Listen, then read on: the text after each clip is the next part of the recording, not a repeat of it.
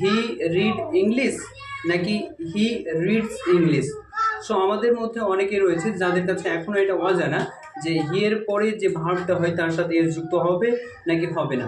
So in grammar, according to grammar, if the subject third person singular number, then s, yes, is are added with the main verb. So in this sentence, he is a third person singular number male, so we have to add s with the main verb. So the correct answer will be he reads English.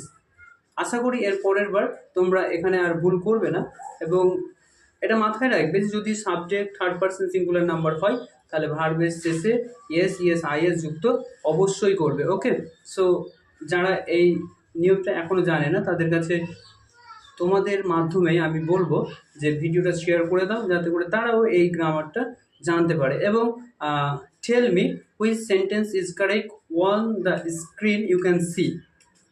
He drinks water or he drink water. Thank you for watching.